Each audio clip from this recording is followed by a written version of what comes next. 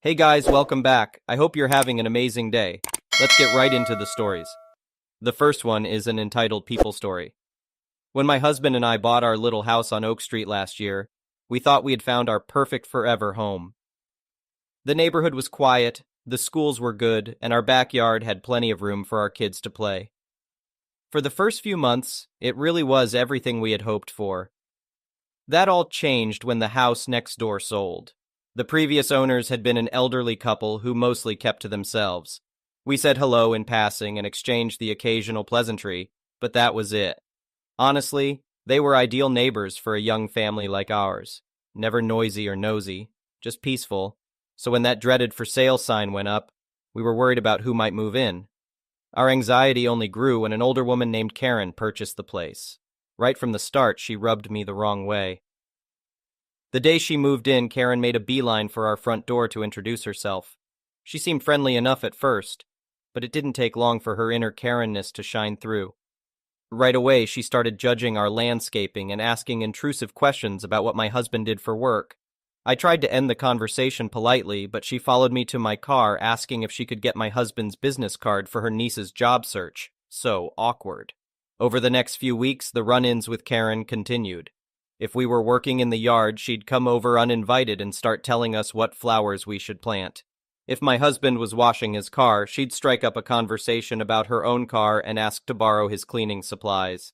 If the kids' toys ended up even an inch onto her lawn, she'd bring them back and lecture us on being more careful.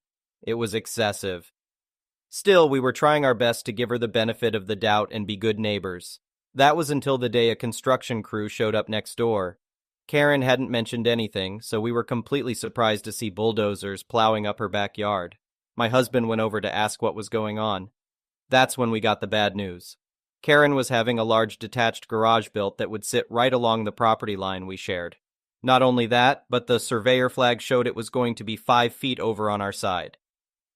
When my husband pointed this out, Karen brushed it off, saying there must be a mistake with the property line. According to her, that side yard belonged to her. For the next few days, my husband tried explaining to both Karen and the construction manager that they were encroaching on our property. Karen insisted she was in the right, and even claimed she had been using that land without consequence for years. Completely ridiculous considering she had only lived there for a month. When discussing it calmly didn't work, we had no choice but to call our lawyer. He recommended we get an official survey done immediately to confirm the property line. Of course, the survey proved that piece of land was indeed ours, but Karen refused to accept the results. Our lawyer sent Karen and the construction company formal notices telling them to halt the project. Again, they ignored us and kept right on building. At that point, we had reached our limit. It was time to take legal action whether we wanted to or not. In order to get a court order to stop the construction, we first had to file an injunction. I had never been involved with anything like that before, and the whole process seemed so daunting. We had to gather up all kinds of documents proving our ownership of the land. Then we had to go before a judge, who thankfully granted the temporary injunction on the first try.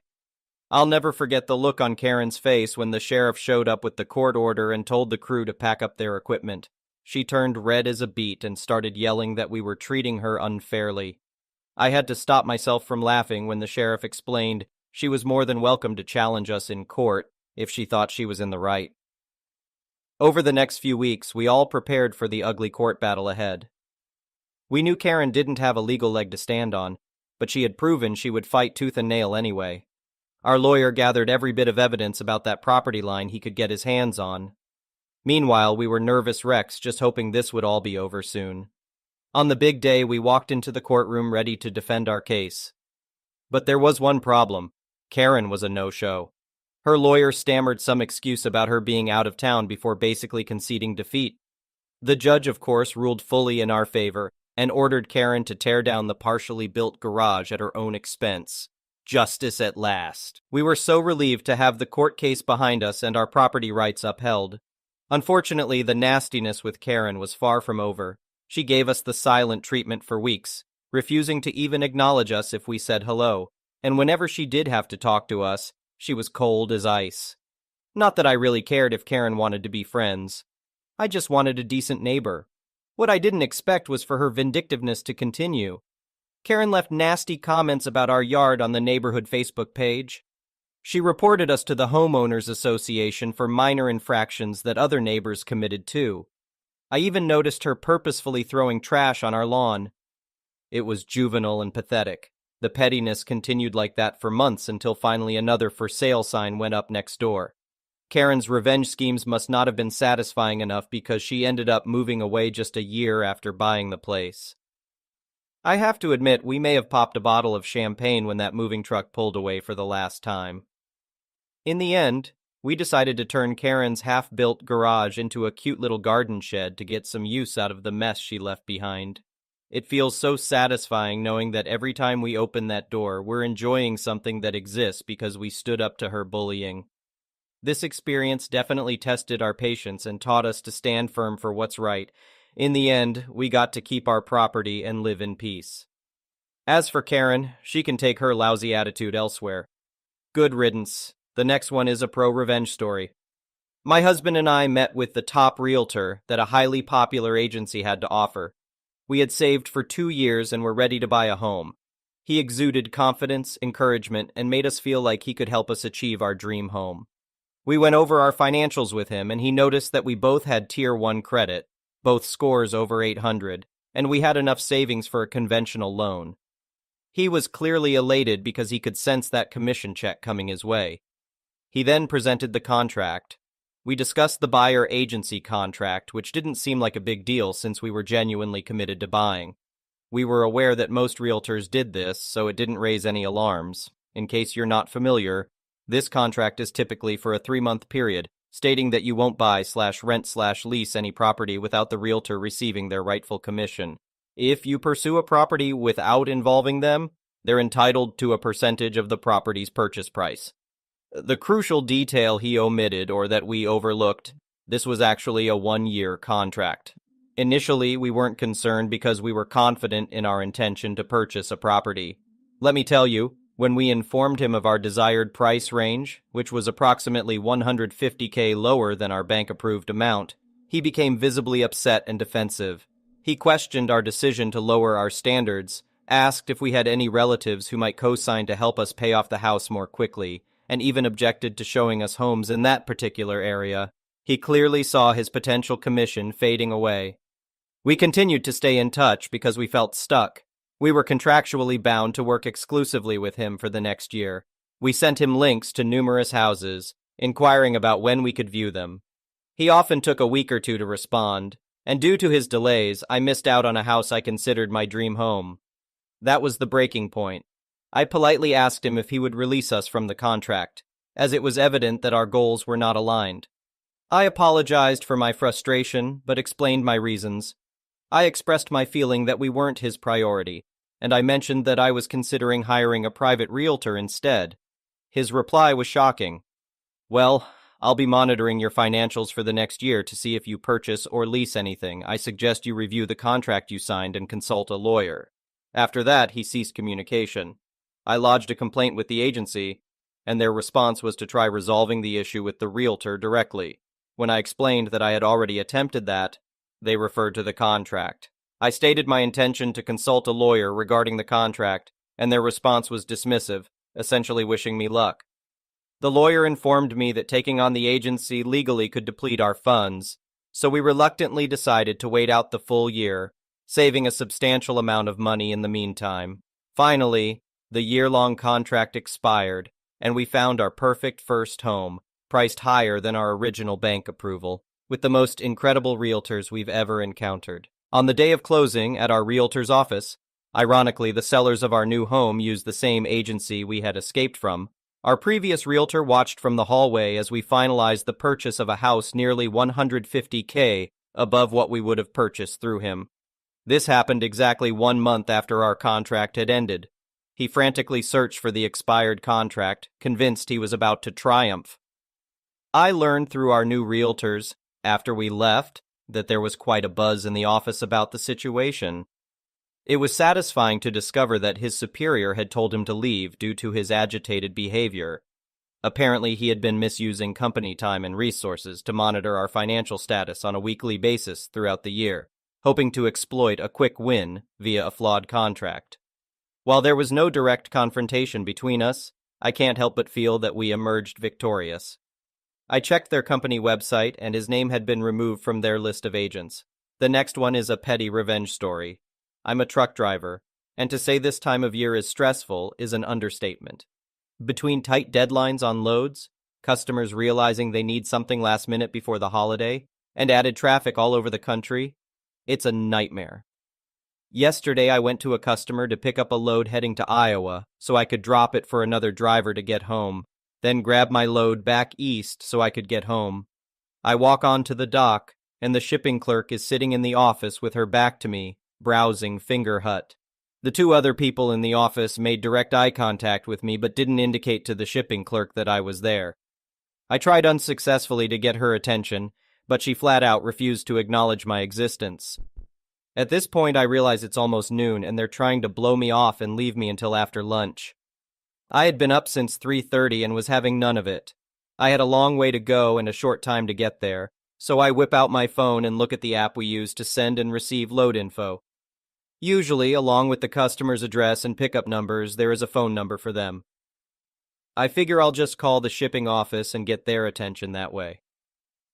My phone starts to ring on my end, but instead of the shipping office, I get the company directory, and the first listing on the directory is the plant manager. Now, if my time in the Army has taught me anything, you get the best results by jumping the chain of command. So I hit hash 69420 for the plant manager and put my phone on speaker. As soon as Fingerhut Fran hears the voicemail for the plant manager, she turns around and starts shrieking. I calmly raise my finger in the just 1 minute sign and proceed to leave a voicemail on the plant manager's line explaining who I was, who I drove for, what load I was supposed to pick up, and finished off by adding that his shipping office personnel were present but too busy online shopping to acknowledge my existence. I thanked him, left my number, and hung up. By now, everyone in the office was staring slack-jawed at me. Fingerhut Fran was beet red and fuming. The other person in the office just tells me to back into a door and they'll get to me soon. I figure at that point my day is shot, and they'll leave me on the dock as long as possible to retaliate. To my surprise, they started on me immediately and had me loaded in less than 20 minutes. When I went to get my paperwork, the plant manager was there having a discussion with Fran, while the other person apologized and told me to have a happy holiday. I get it. Everyone wants this week to be over so they can spend time with their families. But so do I. And that won't happen if you ignore me instead of doing your job. The next one is a malicious compliance story. As I began high school, a new principal took over and decided to overhaul how everything worked. In my freshman year, they eliminated finals. In my sophomore year, they transformed classes into a system with 100% test-based grades, allowing students to retake tests up to 3 times due to rapidly dropping grades. In my junior year, they transitioned all tests to be graded on a 1/5 scale instead of AF, while class grades still followed the AF format. A 5 inches represented a 95% or an A, a 4 inches equated to 85% or a B. A 3 inches stood for 75% or a C, a 2 inches denoted 65% or a D, and a 1 inch indicated 55% or an F. The lowest possible grade was 55%, as 1 inch was the failing grade.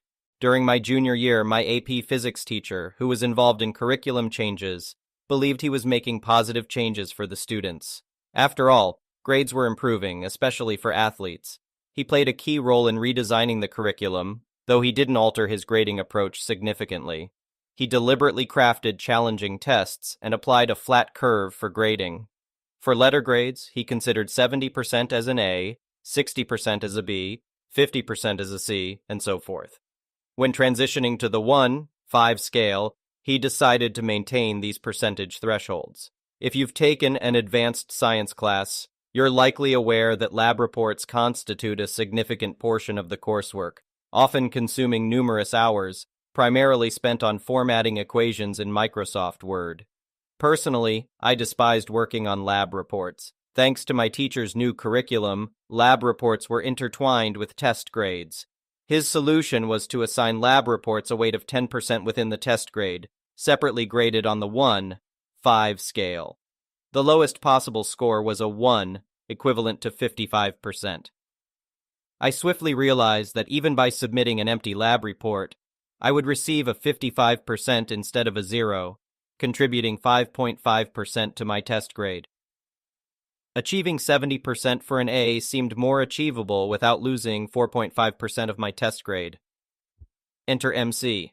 For the initial reports of the year, I submitted blank reports. He would assign me a 1 and reprimand me. However, after repeating this a couple of times, he recognized my intentional strategy, considering I was consistently earning A's on his tests. He then mandated that test scores would remain inconclusive until lab reports were turned in, instead of immediately awarding a 1 and moving on. When the subsequent report came around, I simply handed in a paper with my name and lab report typed on it. Reluctantly, he gave me a 1 for the report and an A for the test since I had technically submitted my report. When the following report was due, he announced that reports must include each section.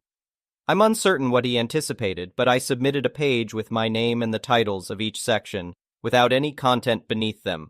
Once again, I received an A. In the next instance, he declared that every section had to contain at least a paragraph, consisting of 5 sentences, to be deemed complete. In typical MC fashion, I composed 3 concise sentences for each paragraph, along the lines of, "This serves as my introduction paragraph, which must span 3 sentences. This is my 3rd sentence. I earned my A." The final time he adjusted the rules. He proclaimed with a self-satisfied grin while looking in my direction that a 5-page requirement was in place, and the text needed to be relevant to the subject matter. I proceeded to find a wiki article related to the experiment, copied and pasted 5 pages of text, and cited Wikipedia to avoid plagiarism. I secured my A, and he either ceased inventing more rules or realized he wouldn't prevail in the battle. Fallout. The subsequent year, he revamped the entire school's curriculum, introducing an obedience score system to penalize students for incomplete work, even if the work remained ungraded. I have another MC story that involves bending these rules to suit my objectives for anyone interested. The next one is an entitled people story. Todd had lived in his house for about 10 years before I moved next door. His house was in foreclosure when I arrived, and a year later, he was gone. To say the entire street was relieved is an understatement. There may have been a parade. An investor bought the house for a ridiculous amount and flipped it. The new owner didn't do much to the house after he moved in. He was a great neighbor, and when he passed away, we all missed him. The next current owners moved in and started really renovating the place. When the house was initially flipped, everything they did was simply cosmetic.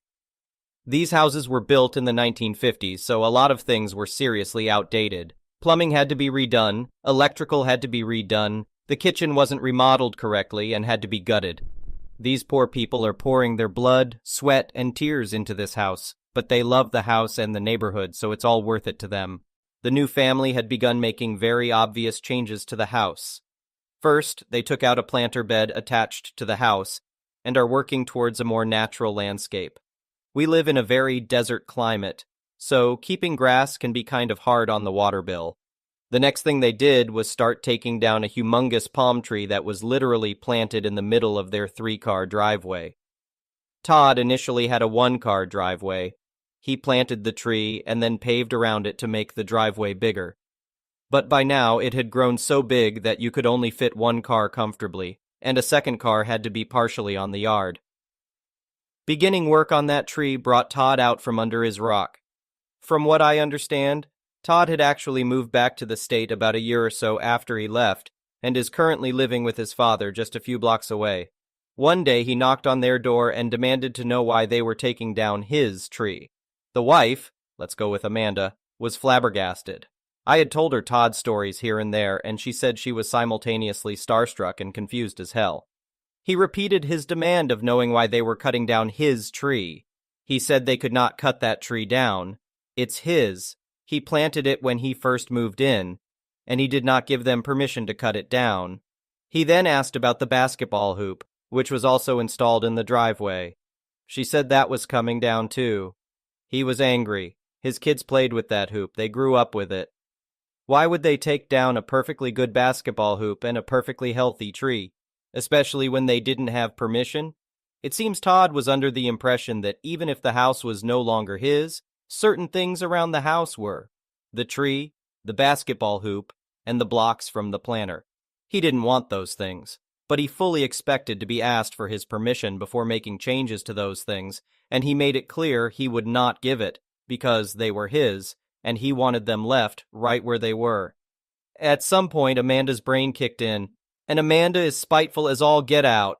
She gave Todd a few choice words and told him to get off her property, that if he wanted his tree, he could haul it to his own house on the back of his bicycle for all she cared, but it was coming down. And if she saw him on her property again, he was going to meet her 3 dogs, and they loved the taste of trespassers. When the tree came down and before they got the wood hauled off, they set the pile at the corner of the street with a great big sign that said Todd's tree. Amanda says she has not seen him since, and I have yet to see him, so I think all is peaceful in the neighborhood again. Thank you for watching. I would really appreciate it if you could like the video and subscribe to our channel if you haven't already.